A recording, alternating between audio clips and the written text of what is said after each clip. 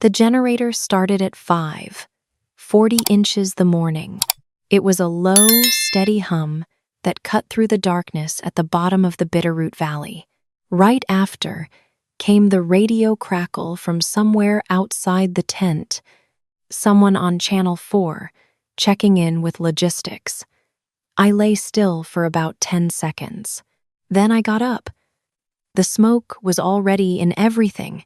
The Copper Creek fire was 9 miles away, but you could smell it right here at Wolf Creek Spike Camp, the same way you can smell burned coffee grounds if someone left a pot on too long and walked out of the room. Not fresh, not sharp, just old and dry and heavy in the back of the throat. My bandana felt like folded cardboard when I tied it around my neck. Sweat and trail dust had dried into it in layers over 11 days, and by now it had gone stiff and rough against my skin. I joined the MRE line at 6. My eyes were red from the smoke, and I had been blinking more than usual since I woke up. I counted back in my head. 11 days on the fire line total since early June. This was my 4th full season. Last year, the tired came around week 4. This year, it was already here at week 2, and I had not expected it this early. I did not know what that meant. I was not sure I wanted to find out. I had turned 29 at the end of July. Hazel called, but I was in a dead zone with no signal and I missed it. We talked 3 days later for 6 minutes before my phone died. She sang happy birthday badly on purpose, and I laughed, and that was the whole birthday. People on the fire line call those trail birthdays, the ones that happen while you are somewhere else, doing something that will not stop just because the date on the calendar changed. Standing in that line, I thought about the cabin, the one near Lolo, listed at $185,000 at $19.50 an hour plus hazard pay, saving the way I saved each season. I needed 14 more seasons to get there. Not 4. 14. I had been telling myself 4 for so long that the real number felt like it belonged to a different person. And sometimes, standing in lines like this one, I asked myself a question I did not like very much. Did I choose this work because I wanted the cabin? Or did I choose it because the work gave me a reason not to go back to any place in particular? Not yet. Maybe not ever. I did not answer it. The line moved forward, and I moved with it. I picked up my MRE, beef stew, and walked to the water table to fill my canteen. A man was standing at the table with his back to me.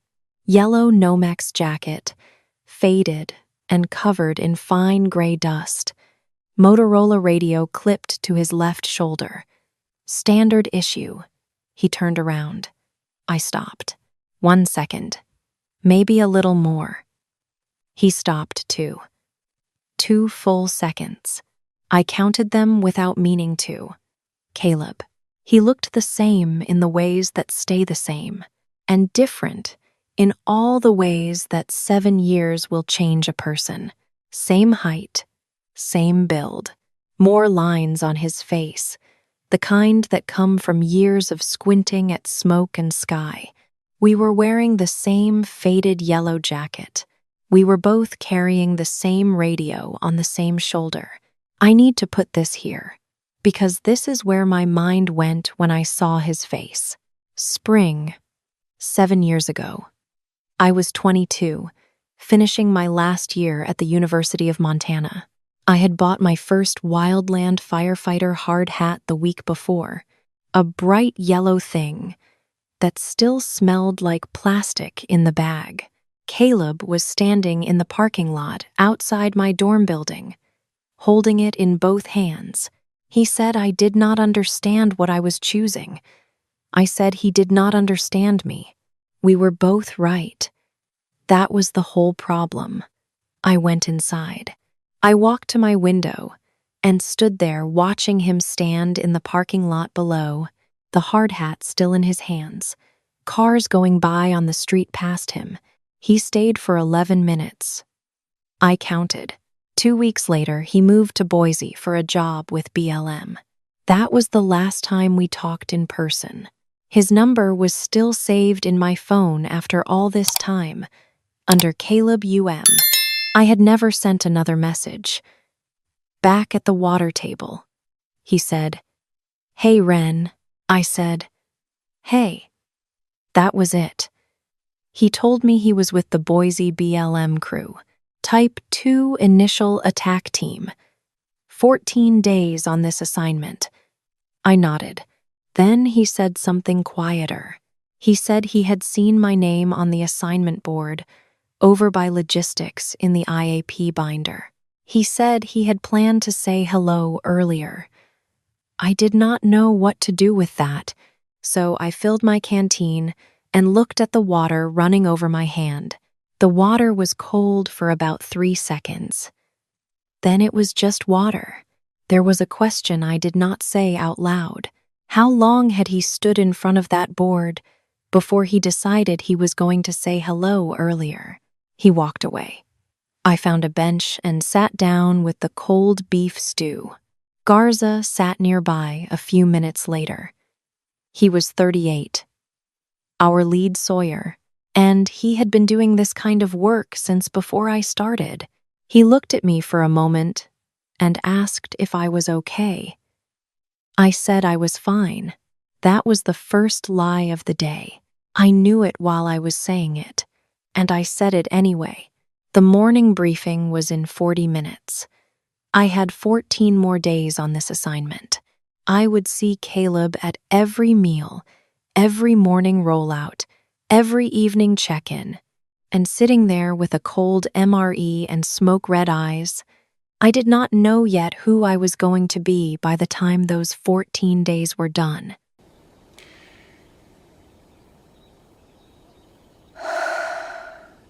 Halliday, Rays, comms check, Channel 4.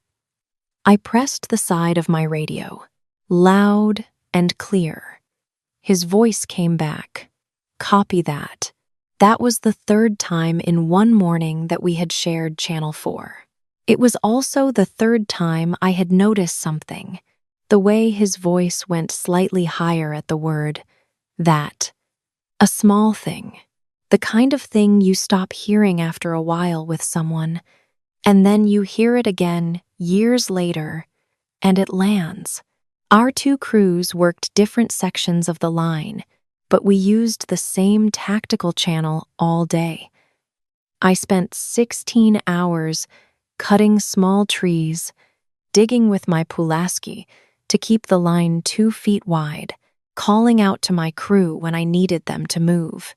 Caleb's crew was on the other branch, maybe half a mile away. I never saw him, but I heard him through the radio several times a day. Reyes, status, Reyes copy, holding. Each time, I noticed his voice, and each time I told myself, that was just what happened when you knew someone well once. Your brain holds on to things. It was not a choice. I did not let myself think about it longer than that. The days had a shape to them that made it easier.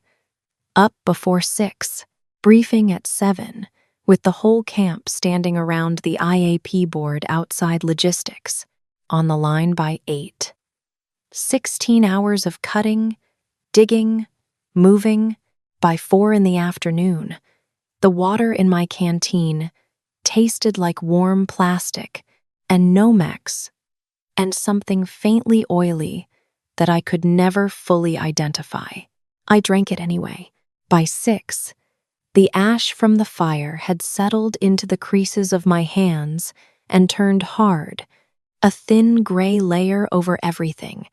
I had learned to rub it off with a little dry sand, work it out of the knuckles before I ate.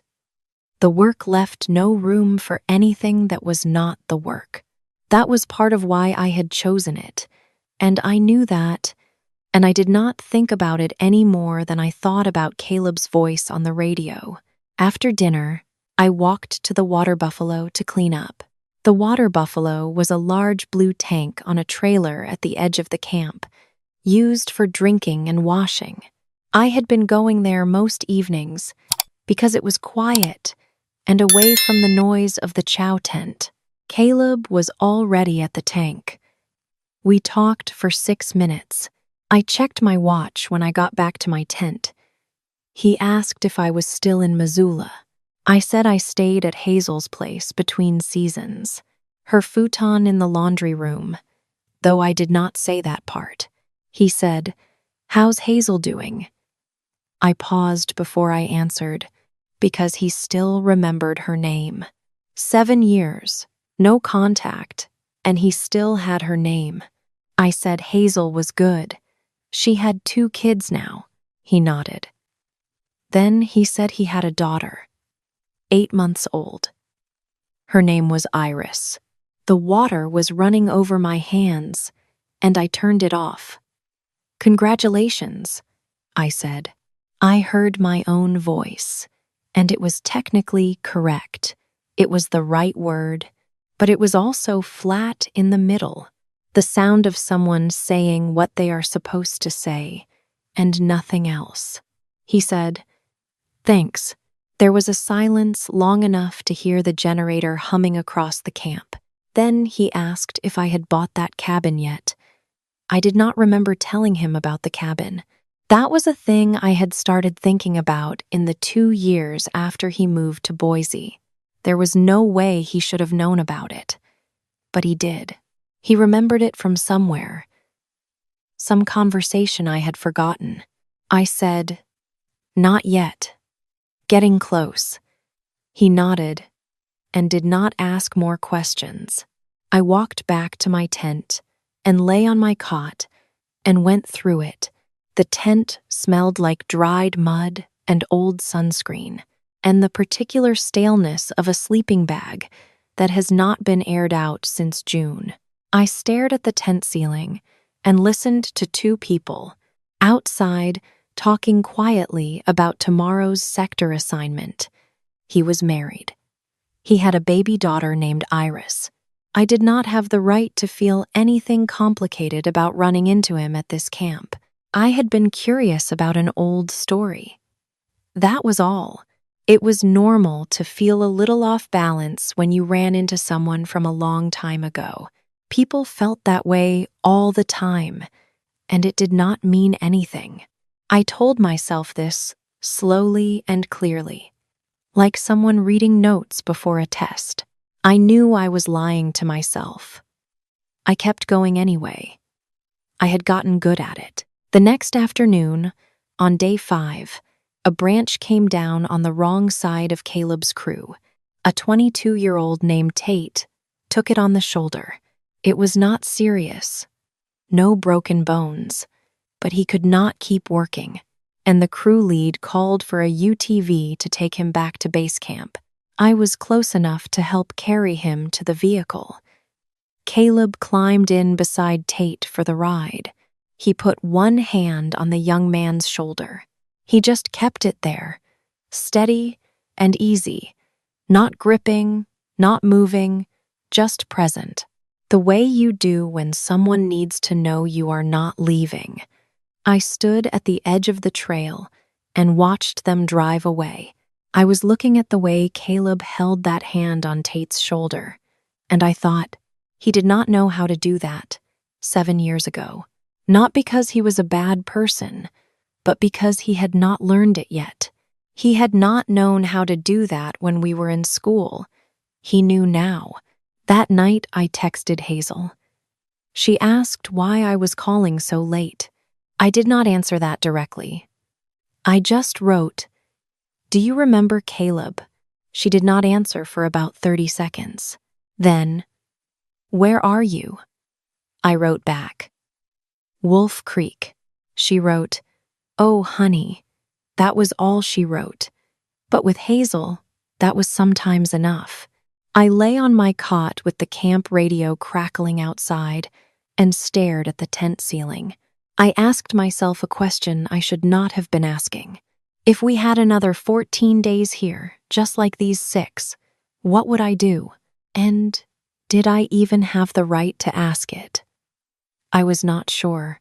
I went through both parts of the question and came up with nothing solid, and after a while I closed my eyes and let the radio noise carry me somewhere close to sleep.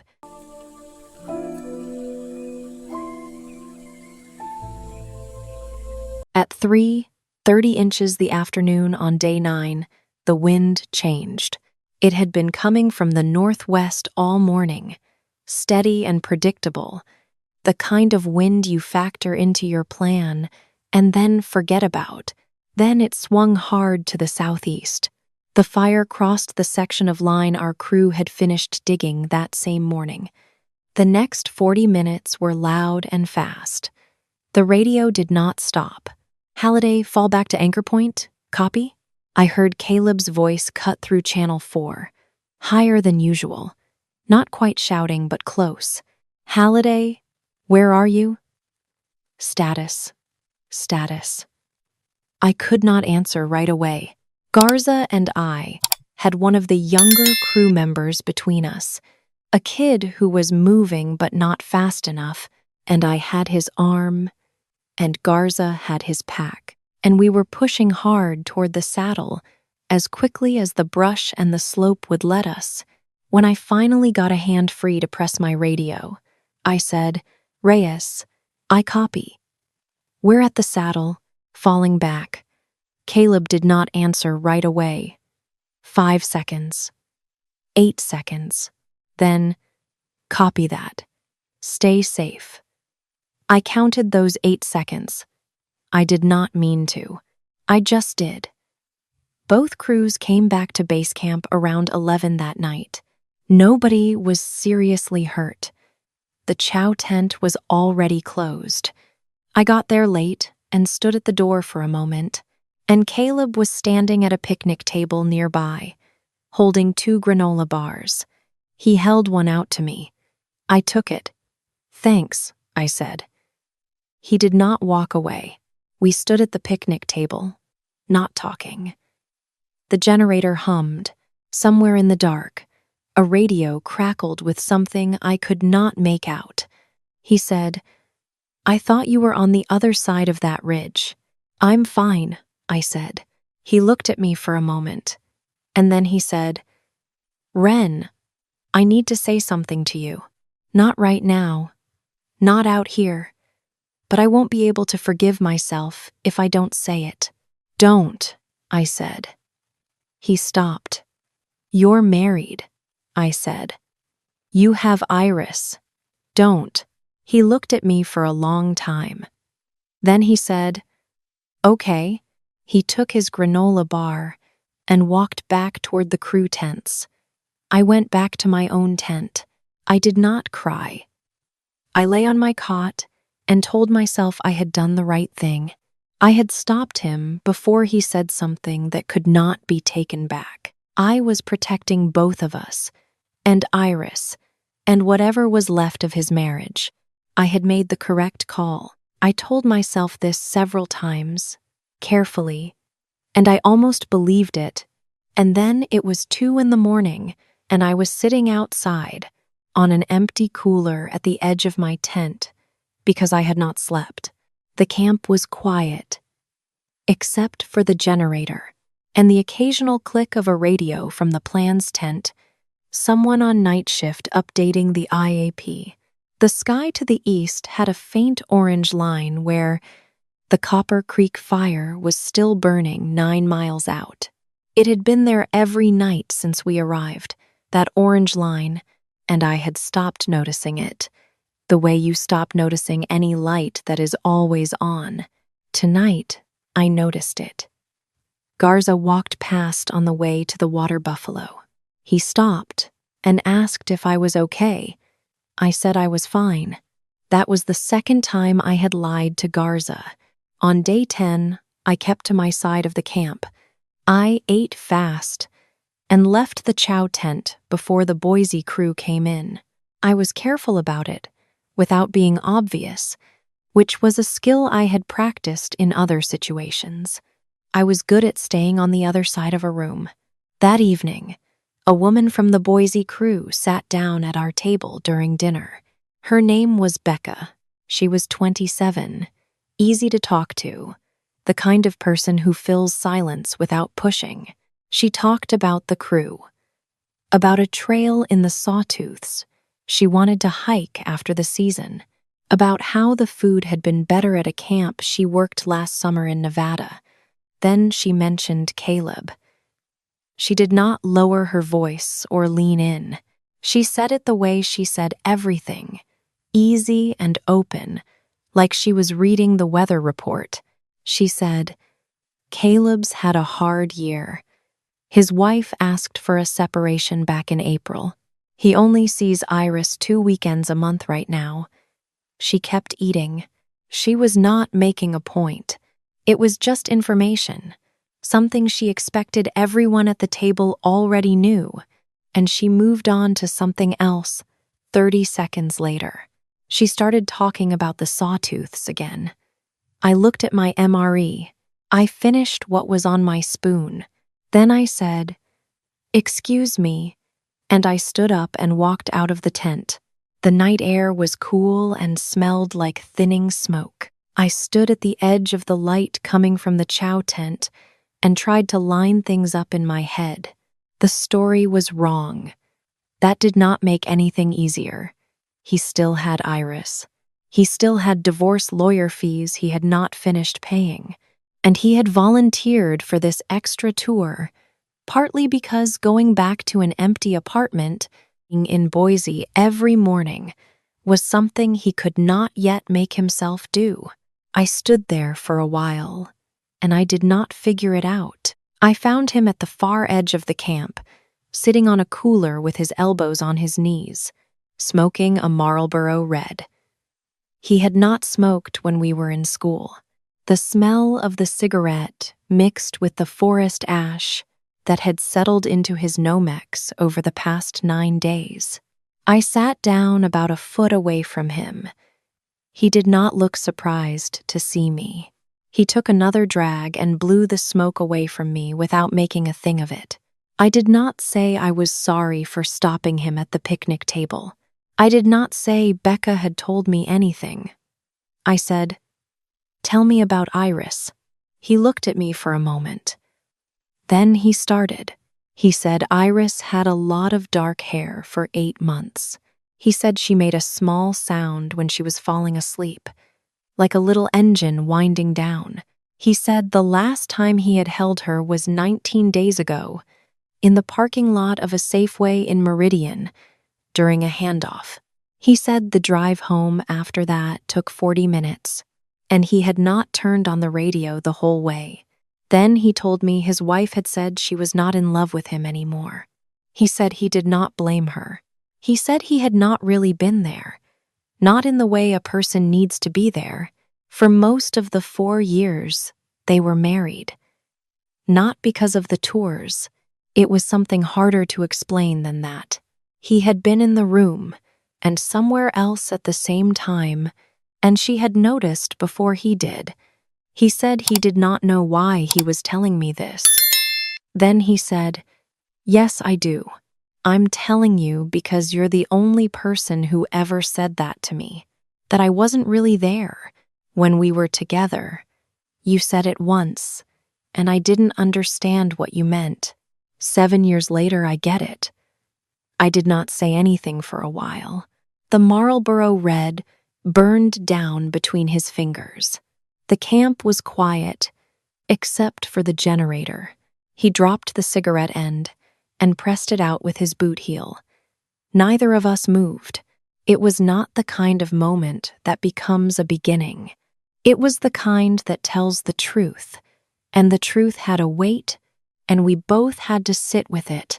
There were 4 days left before the 4-day rule brought his tour to a close, and his crew had to demob. 4 days. I did not know yet what I was going to do with them.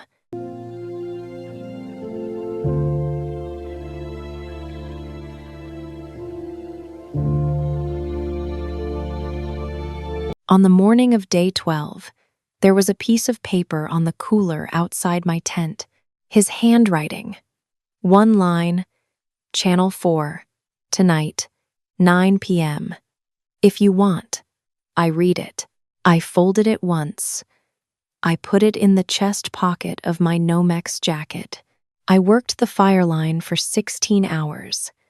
I did not think about the note while I was working, or I thought about it only in the way you think about something you have already decided to do. At 9 o'clock that night, I walked to the far edge of the camp, where the light from the generator did not reach well, and I switched my radio to Channel 4. He was already there. We talked for 47 minutes. I am not going to write out all of it, because some of it did not have the kind of shape that turns into sentences easily. But I can say what it covered. He asked about the cabin, and I told him the real numbers this time, the 14 seasons, and the $185,000, and the Lolo listing I had saved on my phone. He asked what I would do with it once I had it. I said I had not thought that far. He said, I think you have. I did not answer that. He asked about Iris, and I asked questions, and he answered them. And at some point, his voice went quiet for a moment, and he said she had started reaching for things just before he left, grabbing at whatever was in front of her, and he had left before he could find out what she would reach for next. He asked what he was going to do when his tour ended. He said he did not know. He said he was not going to ask me to wait for him, because that was not fair to me, and it was not something he was ready to promise. I said I did not want to be promised anything. I lay on my cot after, and thought about that last part. I did not want to be chosen right now. I did not want to be the answer to what he was going through. I had spent 4 seasons on Hazel's futon between jobs, telling myself it was about the cabin. Maybe it was. Maybe not entirely. I lay on my cot and let the radio go quiet. We ended the call. I said, "Copy that." He said, "Copy that." The radio went quiet. Hazel had known 7 years ago, when I called and said I was fine. She had let it go. Tonight, I did not call anyone. Day 14. Morning. The Boise crew started loading at 6. I could hear the bus idling from inside my tent, that low diesel sound that meant someone was leaving. I put on my Nomex, clipped my radio, and joined the line of people who stood at the edge of the staging area to shake hands as they left. This was how fire camps worked. Crews that came up together on the same assignment stood at the line when another crew demobbed. It was a fire line thing, not personal. I would have been there for any crew. Caleb walked down the line. He shook hands with Garza, with 2 others on my crew. He stopped when he got to me. He did not hug me. He said, "Take care, Wren." I said, "You too, Caleb." He held my hand for 1 extra second. Then he let go and got on the bus. I stood at the edge of the staging area and watched the bus back out and pull onto the road and go. Garza came to stand beside me after a while. He did not ask if I was okay. He just put his hand on my shoulder for a moment, and then he walked away. I went back to my tent. I reached into my chest pocket and took out the piece of paper. Caleb had left 2 mornings before. One corner had a thin brown line burned into it, just the edge, like it had been close to a heat source at some point. I do not know when. I had been carrying it through 2 shifts on the line, and I had not noticed. I did not throw it away. I did not fold it neatly. I opened my Write in the Rain notebook, the water-resistant one I used to track fire vectors and line conditions, and I slipped the paper inside, between 2 pages of notes I had made during the wind event on day 9. I closed the notebook.